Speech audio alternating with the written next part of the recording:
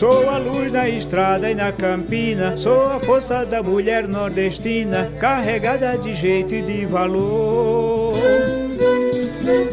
Sou a gente que sonha e vive amor, sou guardado no seio da memória, ameríndio cumprindo sua sina. Margarida Maria, eu sou razão, sou o Chico do Acre Maranhão, Vitalino do velho Pernambuco, sou da Silva, porém não virei suco, sou o Borges na arte do poema, velho Chico que inunda a região. Sou cascudo das terras potiguares, sou Gonzaga de tudo. Olá, eu sou Sandra Lima, idealizadora e diretora da Cultura Porreta. Sou filha e neta de mulheres nordestinas. As minhas raízes estão no Ceará e no Piauí. Não sou conhecedora profunda da cultura nordestina. O meu trabalho é produzir conteúdo com a ajuda, o apoio de quem entende do assunto. Artistas, escritores, poetas, músicos. E o nosso convidado de hoje é o ator, diretor e roteirista Beto Quirino. Oi, tudo bom? Meu nome é Beto Quirino. Eu comecei, né, nessa atividade artística aos 14 anos, tá? E faço, também trabalho com teatro de bonecos, sou da Paraíba, de João Pessoa, e faço esse trabalho, né, um trabalho de cultura, né? Com as comunidades também. Trabalho muito com comunidade, né, além da minha profissão de ator. Eu atualmente sou diretor do Sindicato dos Artistas aqui da Paraíba, o SATED, e também estou numa luta pela implantação de uma Casa dos Artistas da Paraíba, que será uma casa nos mesmos moldes do Retiro do Retiro dos Artistas aí do Rio de Janeiro. Tá. Você iniciou o seu trabalho com Babau. Fala um pouquinho para a gente como que é esse trabalho, para quem não conhece, o que é o Babau? Bom, na verdade, né, eu descobri o Babau, que é o teatro de bonecos, que no Nordeste ele tem vários nomes.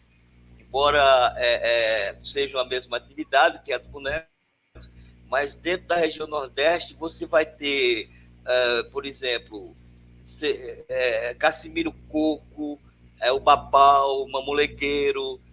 Então, esse tipo de teatro eu descobri quando eu estava fazendo na Universidade Federal da Paraíba o curso de Educação Artística e tinha uma cadeira que era teatro de bonecos. E foi assim, uma identificação de primeira, né? Isso em 85. E com isso eu desenvolvi não só trabalhar com boneco apresentando, como também fazendo oficinas, dando oficinas para crianças, para professores e etc. Beto, você estreou na TV, na minissérie Amazônia, de Glória Pérez. Como que foi esse trabalho? Fala um pouquinho para a gente, como foi essa estreia, como que você sentiu iniciando na televisão, um pouquinho dessa tua trajetória na Amazônia. Então, Sandrinha, eu vinha do teatro, né? Teatro de rua, né? Teatro de palco. E no teatro, né, a gente tem uma é diferente da televisão, obviamente, porque na televisão é tudo no corre-corre. A televisão é tudo, você tem que estar ali, você tem que sair logo, você tem que fazer logo. Você não tem muito tempo para fazer muita coisa. Isso é bom por uma parte. É bom porque você pode lidar, né, com o seu contexto de improvisação, que é interessante, mas também você não pode ficar na improvisação o tempo todo, lógico. E aí, quando eu fui fazer a Amazônia, eu senti essa diferença, né? Esse corre-corre de, vamos lá, gravando, tal, ensaiando e tal. Mas foi uma experiência muito boa, porque todos aqueles com quem eu me relacionei no elenco se tornaram meus amigos, me deram uma força total. Tá? O André Gonçalves, o Marcelo é filho do. Rapaz, eu tô com essa história. Às vezes eu tô com uma palavra aqui na frente, eu tô com a palavra da pessoa aqui na frente, Marcelo Farias. Isso. Porque o Marcelo Farias, enfim. Ele é um doce. Exatamente. E assim, o pessoal me deu um apoio tremendo. Então, e foi uma coisa que eu curti muito fazer, porque como eu disse a você, é uma coisa rápida. Então você, vamos, a cena é essa, tu vai para cá, você vai fazer isso, você vai fazer aquilo, ok? Gravando, foi. Então, não tem muito, errou, vai fazer de novo. Faz de novo, mas não faz tantas vezes, né? Então, é assim, e isso é legal porque você vai, sabe, se aperfeiçoando e se acumulando nisso, entendeu? Então, é uma coisa que é bem interessante, entendeu? Por quê? Porque estimula você, enquanto profissional, você ter essa dinâmica, tá? Ter essa dinâmica no representar. No teatro também é interessante, porque no teatro não existe na hora H não existe o rei. Essa aqui é a fujona. É a minha vizinha, porque minha casa é aberta, e aí o pessoal entra e sai toda hora, tá? Aí, bom, não sei se isso vai ficar, viu, Sandra? Mas olha só, então, como eu estava dizendo, no teatro, quando você não pode errar, né? Você não pode chegar assim e dizer, errei, vamos fazer novamente. Você não pode isso. Então, é ali e ir fazendo. O que é muito interessante, que é muito bom no teatro. E na televisão você tem o errei, mas não tem tanto tempo para fazer. Tá entendendo? E no cinema, você atuou em teve diversas participações em diversos trabalhos, inclusive no Assalto ao Banco Central. Como foi essa participação nesse filme? Um filme bem, né? Um filme que teve bastante importância, um filme bem legal. Conta pra gente aí como é que foi essa participação, como é que foi como é que é a tua participação no cinema? Olha, Sandra, a minha participação no cinema, o meu primeiro filme foi 180 graus. E quando o próprio Marcos Paulo me chamou para participar, fazer uma participação no assalto ao Banco Central, eu senti assim, sabe, uma coisa prazerosa, porque o elenco é um elenco de primeira, né? Um elenco com Lima Duarte, um elenco com Ilvaninho, sabe? O Heriberto, o Leão, Tony Pereira, enfim. Então era um grande elenco. E foi um trabalho muito bom, foi um trabalho muito, para mim, gratificante. E o que foi uma pena, que pouca gente sabe, que o Marcos Paulo ele tinha a ideia de dar continuidade ao filme. Aquilo que a gente assistiu, aquilo que a gente fez, seria a primeira parte. Viria a segunda parte do assalto ao Banco Central. Beto, você participou de um filme chamado Operação Borboleta, que tem um elenco bem grande de paraibanos e foi filmado também na Bahia, né? Conta um pouquinho pra gente sobre esse elenco, esse filme. Olha, esse filme, ele é de uma companhia, de uma produtora que eu sempre estou fazendo filme com ele, chamada Star Filmes. Ela é da Paraíba, ela é de Campina Grande, e o filme foi rodado aqui no interior da Paraíba. E a Operação Borboleta contou com o Henri Castelli, né? E um grande elenco.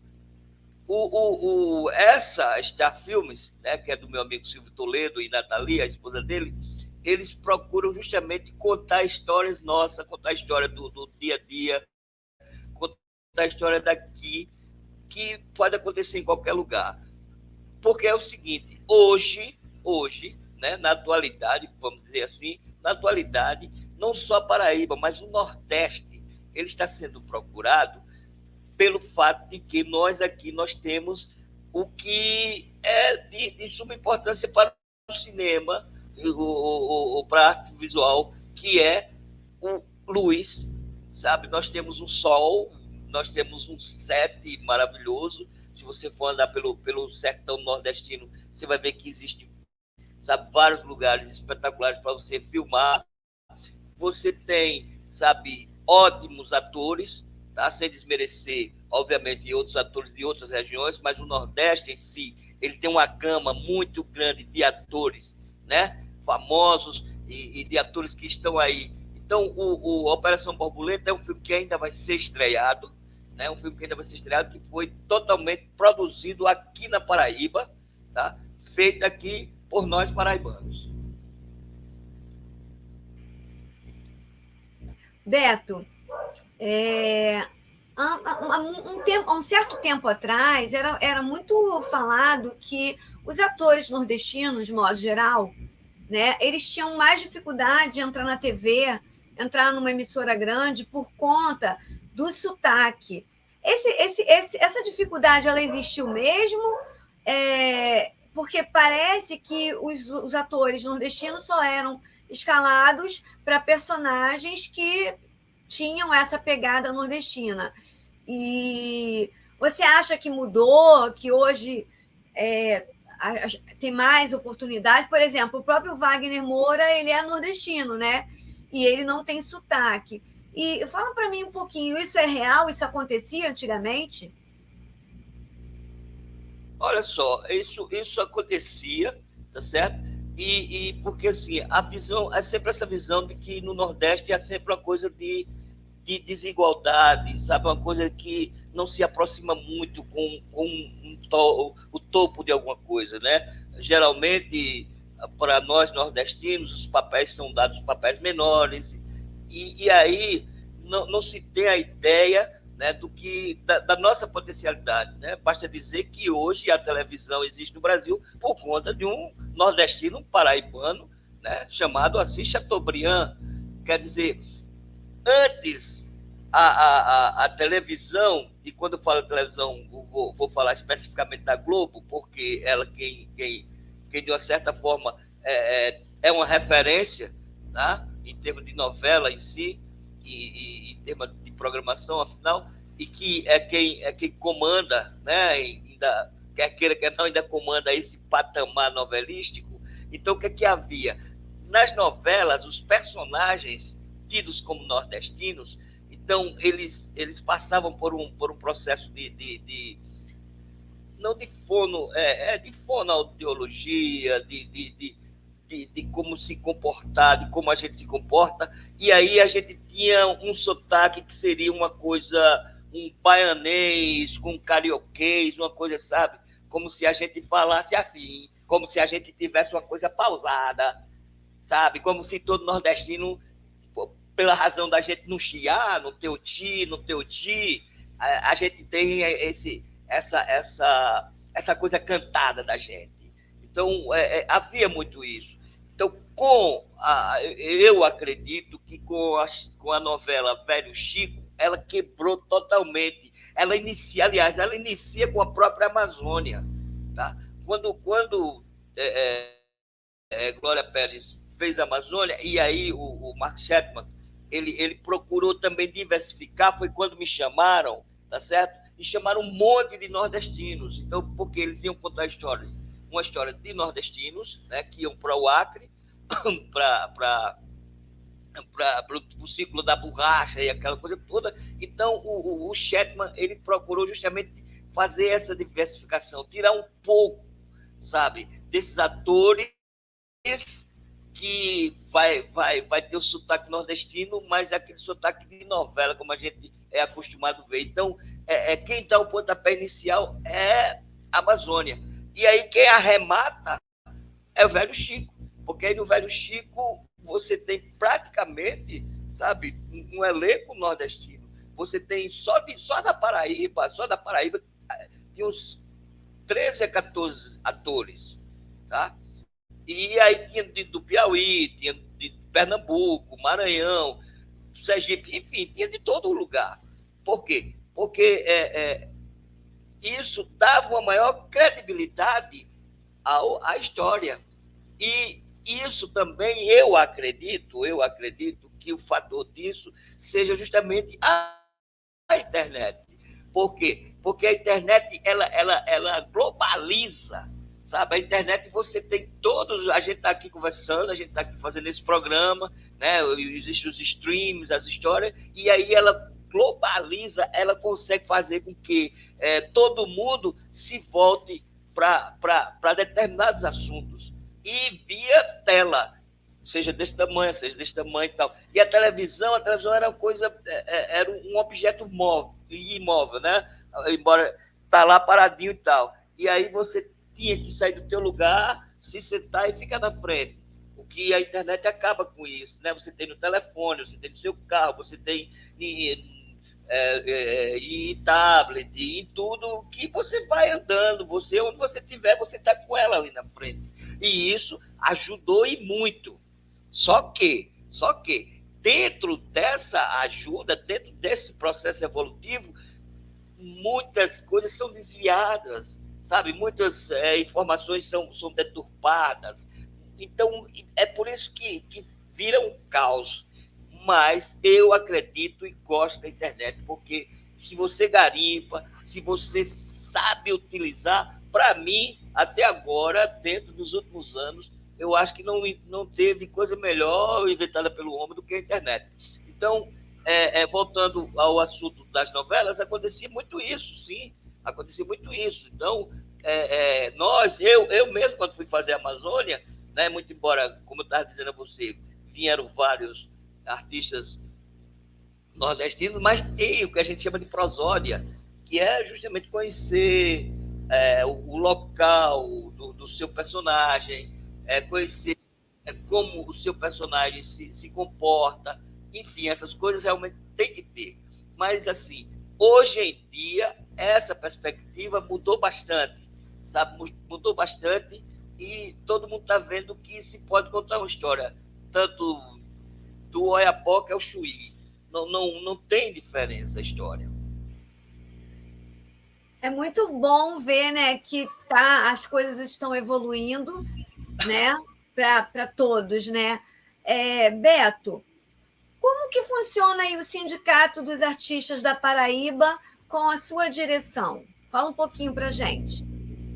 Olha, o nosso sindicato ele vinha de um processo assim bastante tumultuado no que diz respeito às coisas burocráticas. Então, a gente estava com o sindicato todo errado no que diz respeito à sua estrutura sindical, a própria estrutura sindical. Então, quando a gente entrou há 2 anos, a gente começou a fazer essa limpeza, vamos dizer assim, essa ordenação. E, por incrível que pareça, né, os processos burocráticos aqui no Brasil, eles demoram, e aí a gente ainda está nessa coisa dessa transformação, de colocar o sindicato em dia. Mas, assim, é uma luta muito boa, é uma luta onde a gente pede o tempo todo que o pessoal venha se filiar, porque é importante, né, um sindicato, porque o sindicato ele representa uma categoria, representa a união dessa categoria. E nós aqui na Paraíba, o SATED-PB, ele tem como, ele é tido como um ponto de referência, tá? Dentre os outros satélites, nós, até certo ponto, nós temos um ponto de referência. Né? Tanto é que a gente está articulando para agora, em junho, vamos ver, né? Ainda está nessa fase de discussão, ver se a gente traz um congresso, sabe, de todos os satélites do Brasil. Tá? Vamos ver se a gente consegue, a gente está vendo, a gente está lutando para isso, para trazer esse congresso de todos os satélites, para a gente sentar e conversar, até porque nessa retomada da nossa cultura, né, que passou aí 4 anos jogada ao léu, né, já a gente que a nossa classe que é tida como aquela coisa do vamos dar uma canja, vem fazer teu nome, sabe? Eu não conheço nenhuma outra profissão onde você chega para um médico e diz: olha, faz uma operação aqui em mim, que é para você ter o nome, todo mundo te conhecer, tal, sabe? E nós, artistas, a gente passa por isso, né? Ah, rapaz, vem cá, me dá uma canja, vem fazer isso, vem fazer aquilo e tal. Então, e nesses 4 anos, desse desgoverno que passou aí, nós tivemos uma cultura a ponto de esfacelar o próprio Ministério da Cultura, o que é um absurdo, né? E o que é feito na questão da educação, que educação e cultura, elas andam ligadas, elas estão estritamente ligadas. Então, o que houve com a educação e o que houve com a cultura foi uma coisa aberrante. E nós, hoje, estamos tanto no processo, sabe, dessa estruturação, da volta dessa cultura, enquanto forma de se lutar, enquanto forma de ter as suas entidades reconhecidas, sabe? E aí, hoje, o sindicato, o Satélite PP, o Satélite da Paraíba, tá, é tido como um dos pontos referentes.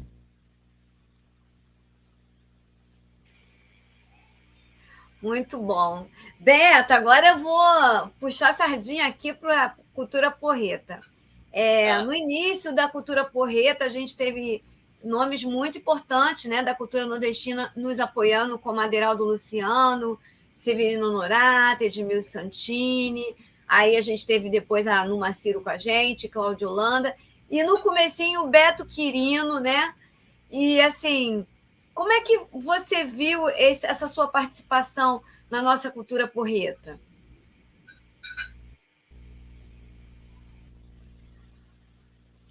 Olha, foi muito bom participar. Não, participar não, que eu ainda participo, embora longe, mas a gente ainda tem essa ligação. E participar desse movimento porreta, né? Onde meu amigo Aderaldo, nosso amigo Aderaldo Luciano, né?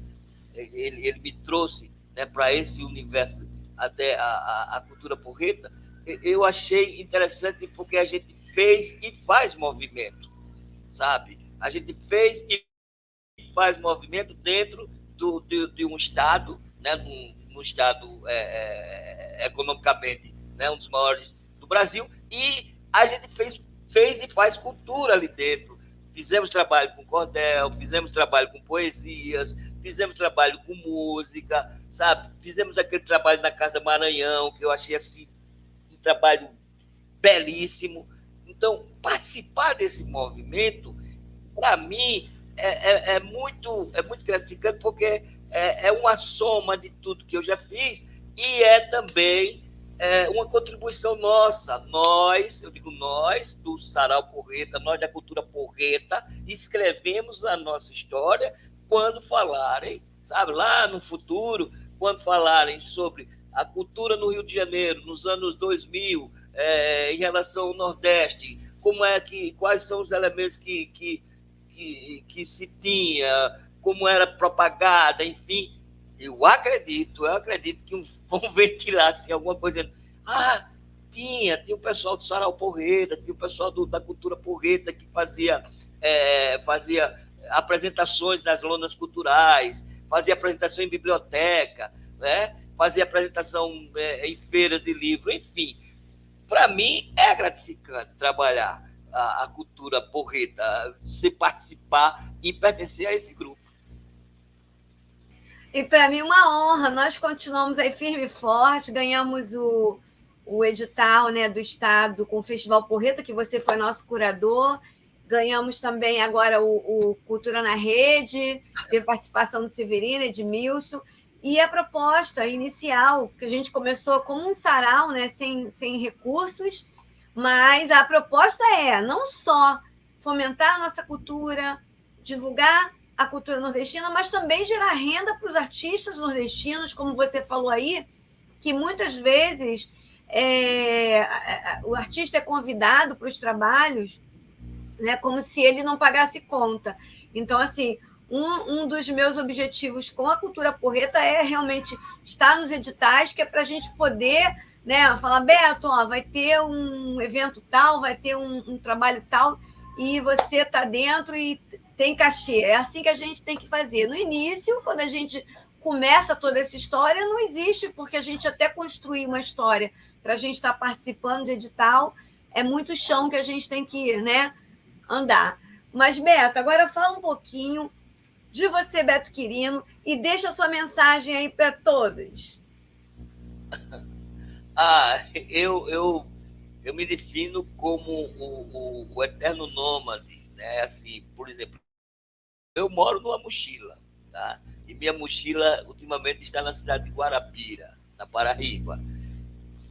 Fui aportado pela pandemia, né? Que parou o mundo geral. Agora que a gente está começando a se mover. Então, o Beto Quirino é isso. O Beto Quirino é aquele que está sempre em busca, sabe, dos processos de transformações via cultura, os processos de transformações via ter essa visão de que nós podemos sim construir alguma coisa melhor, sabe, através da arte, através do que você exprime. Então, o Beto Quirino está sempre procurando isso, tanto é que a minha luta pela casa dos artistas da Paraíba, ela reside nisso, sabe? Acolher aqueles que estão, né, passando por determinadas necessidades, acolher aqueles que estão relegados, sabe? Porque nada pior para um artista do que ele ser colocado no ostracismo. Porque, burocraticamente, né, o ator, a atriz, ela se aposenta burocraticamente, mas profissionalmente, não. Nós somos atores, nós somos atrizes, desde o nascimento até muito além. Então, Beto Quirino é isso, é essa busca, sabe? E a mensagem que eu deixaria é essa: se você sente que o que você quer no seu processo de transformação seja através de cultura, seja através da profissão que for, então siga essa profissão. Siga essa profissão, seja ela qual for. Seja ela qual for, não tem patamar, sabe, que diga que essa é melhor do que essa outra. O que tem é o seguinte: faça porque você gosta. E eu termino, como eu sempre digo nas minhas entrevistas, eu não sou um advogado que queria ser dentista. Eu gosto da arte, eu trabalho com isso e estou aí. Obrigada, Beto. Eu me apaixonei pela cultura nordestina no Piauí, quando eu ouvi o Boi Bumbá pela primeira vez, e eu tinha 4 anos de idade, nunca esqueci, e segui apaixonada pelo Piauí. E um dia eu quis trabalhar com folclore, eu não entendi o que eu queria de verdade, mas eu era apaixonada pelo folclore, era apaixonada pelo Nordeste, de modo geral. E um dia eu descobri a cultura porreta e eu entendi todo esse processo que eu carrego, que é apresentar outras pessoas, né? E, ao mesmo tempo, aprender com elas. E é muito bom aprender com mestres como você. Obrigado pela sua participação. A gente se vê Cheiro, assim, cara a cara, é maravilhoso, né? Mesmo que seja no vídeo. Obrigada por tudo, Beto, por tudo. Obrigado que você a fez por mim, pela cultura porreta. Tchau. Cheiro, você, Márcio, e todo mundo aí, ó, no coração, tá? Muita luz, muita luz. Tchau. Tchau.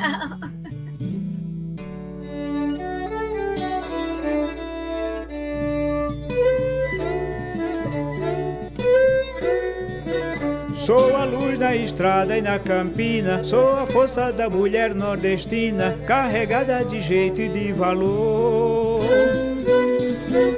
Sou a gente que sonha e vive amor, sou guardado no seio da memória, ameríndio cumprindo sua sina.